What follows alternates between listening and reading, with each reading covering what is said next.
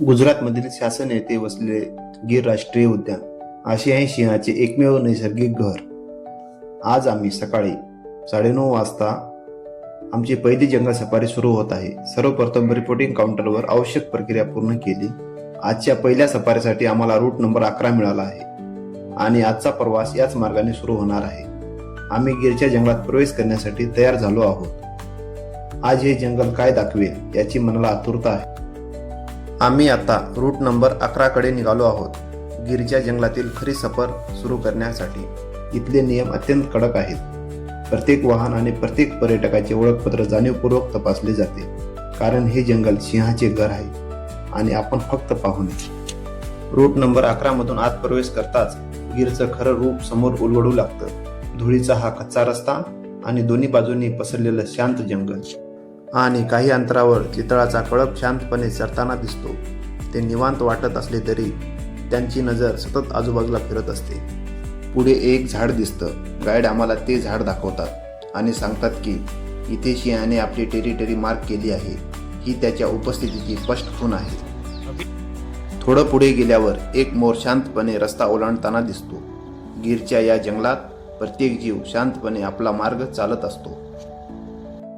थोडं पुढे गेल्यावर काही जिप्सी उभ्या दिसतात. जंगलात हा नेहमीच एक संकेत असतो, काहीतरी खास जवळ आहे. आणि आम्ही पुढे गेलो असता समोर एक नर सिंह बसलेला आणि एक मादी सिंह झोपलेली रस्त्याच्या मध्यभागी दिसून येत आहेत. ते आमच्याकडे पाहतही नाहीत, जणू हा रस्ता त्यांचाच आहे.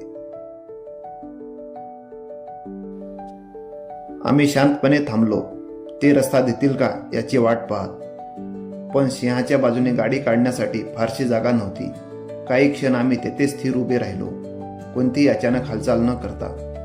आणि मग अतिशय सावधपणे गाडी त्यांच्या अगदी जवळून पुढे घेतली. त्या क्षणी वेळ जणू थांबल्यासारखा वाटत होता.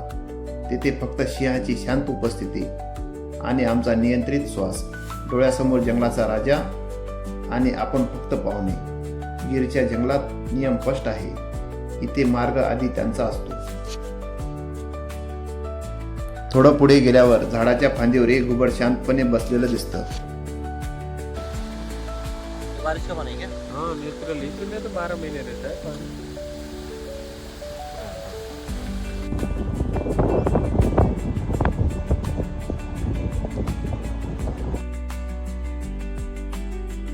आणि थोडं पुढे गवतात आणि झाडोऱ्याच्या सावलीत पुन्हा एकदा 2 सिंह शांतपणे बसलेले दिसतात. त्यांच्यासोबत 2 लहान पिल्लंही त्यांच्या आई वडिलाच्या जवळ सुरक्षित बसलेली दिसतात.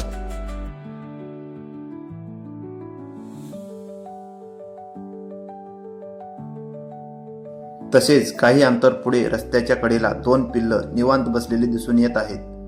त्यांचे लक्ष जंगलातील प्रत्येक हालचालीकडे आहे. तसेच काही अंतरावर झाडोऱ्यात 3-4 पिल्लं एका सिंहाच्या मागे मागे चालत आहेत. गिरच्या जंगलात अशी चाललेली ही शांत मिरवणूक खरंच खास आहे.